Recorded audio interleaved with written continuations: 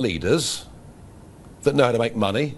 Do we want leaders that have run businesses, employed people, and understand how the world works? Well, I'm going to argue today, we absolutely need successful people from all walks of life, but particularly from business and industry. We need them not just in Parliament, we need them in government if we're even going to have half a chance of turning around the dire economic state this country now finds itself in. Contrast that with a cabinet, 24 men and women, not one of whom has any serious experience of private business, who frankly haven't got a clue. So don't be surprised that in economic terms we are going down the drain. Now, Standards investigating me over the gift has now reared its head again as a result of a lot of copy in this week's Sunday Times, incidentally written by a journalist who publicly says that he despises me. And despite the fact that many of the things that were written in the article were wholly inaccurate or indeed irrelevant, yet another Standards investigation is underway. Standards are now being used as a political tool. On the gift, it was given to me on an unconditional basis. I can do with that money exactly as I wish. But there is a much bigger reason why I'm going to need that money, and it's simply this. For over 20 years now, I have been subject to constant demonisation by the press. For daring to be outside the consensual view on many issues, I've been attacked again and again. And I am the most physically and verbally attacked public figure or politician of modern times. Yes, you will know of some of the incidents: milkshakes thrown in my face, placards bashed over my head. But let me promise you, you only know about a fraction of the number of times that I've been assaulted. One little example you've probably never heard of. It was a Sunday afternoon a few years ago in the local village pub. In come the mob, about 50 of them. We decided the safest thing to do was as quickly as possible to get into the car and to drive away. But the mob surrounded the car, banging on the bonnet and the windscreen, kicking the side of the doors. It was a genuinely dangerous and terrifying situation to be in. The car was written off. I didn't even bother with an insurance claim and did everything I could not to make it public. But these are the kind of things that I've had to put up with over many, many years. And over the last year it's got worse, with an attack on my home very similar to the one that the Prime Minister suffered, and literally daily online calls for me to be murdered. For some reason, that doesn't seem to worry the police. Repeatedly over the years, I asked the Home Secretary for help. I was rejected again and again.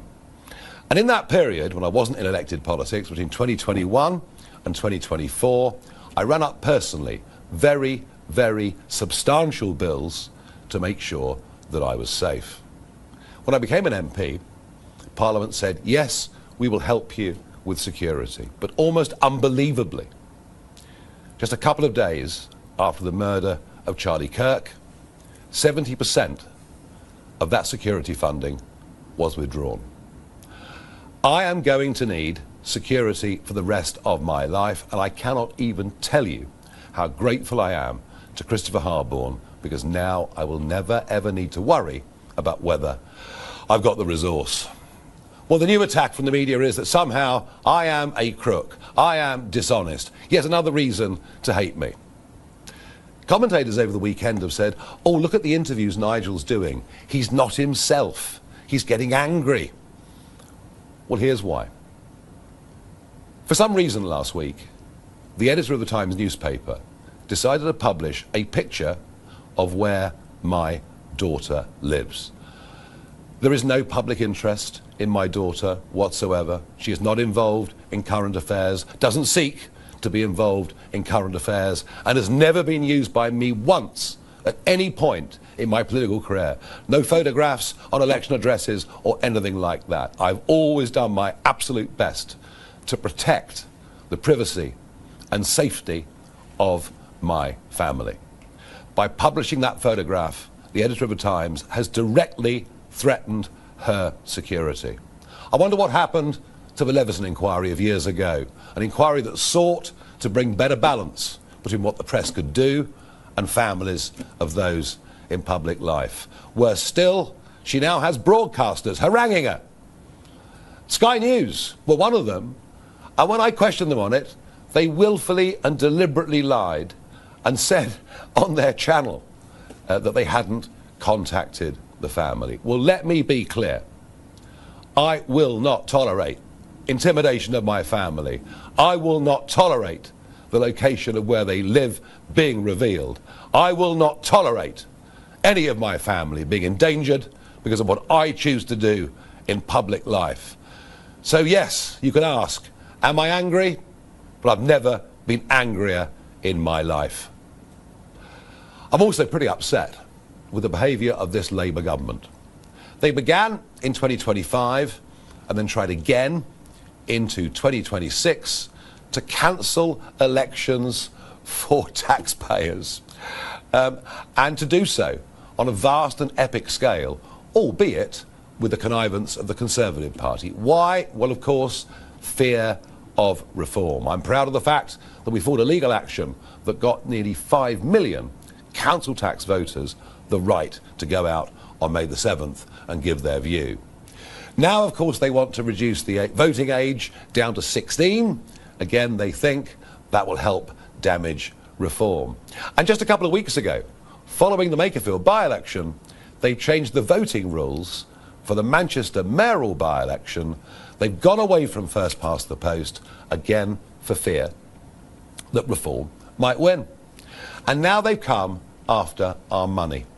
Now, to be clear, in the early days after the last general election, it was the huge increase in our membership at £25 a time that actually got us into a position where we could build a proper party. Over the last year, some big donors have been attracted to us.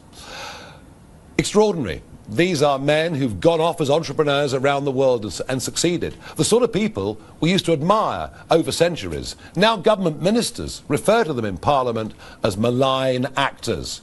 And so they keep changing all the rules again and again just to stop reform. Frankly, it is like living in a communist country. I could never have believed such a thing would happen here. Ignore the fact, of course, that over decades peerages have been given to donors, and that Labour's donors, in the run-up to the 2024 general election, now seem to have been awarded the most extraordinary government contracts. Perhaps Dominic Cummings was right last year when he said Whitehall will break the law to stop reform winning power. And we've been subject in the last few months to the use of illegally obtained information, firm evidence of computer hacking, and now leaks from government agencies. And this is all, of course, a great distraction, because we're about to get a Prime Minister who's coming in with no mandate whatsoever. He didn't even stand on the 2024 manifesto. This country needs a general election, even if Labour, the Conservatives and the media don't want it. And whilst this pile-on against reform happens, the boats continue to cross the English Channel. Our fractured defences make us look weaker and weaker against what I think is now an increasingly dangerous Vladimir Putin. Business confidence is the lowest it's now been for 16 years, and I speak to you from a capital city where men can't wear watches and women can't wear jewellery on the street. Britain is broken and the public know it, and we need change. Now, the issue with my daughter was the final straw. Enough is enough. And I thought over the weekend, what shall I do? I could go out and try and make some real big money. I could go to the USA, where I've got plenty of offers. And then I thought, why should I be judged, today or in history in the future, by Sky News and their ilk? Why should they be the people that decide my fate when, as I repeat, I've done nothing wrong? I've thought about it hard, and I've decided today I will resign as a Member of Parliament for Clacton-on-Sea, thereby forcing a by-election, which should happen, I hope, in short order. No, I've decided that the people of Clacton should be the judges of my actions. This will be a people versus the establishment by-election. It's a chance to stick two fingers up to the entire establishment, to frankly tell them where to go. And that is why I will be putting my name forward to stand in this by-election. I will fight to win. I will fight to continue the political revolution that reform has started. And I would say this to you, the voters of Clacton: if I win, you win. Because if I lose, they win. And we will never, with the two old parties, get the type of fundamental change that we need to fix broken Britain. Thank you.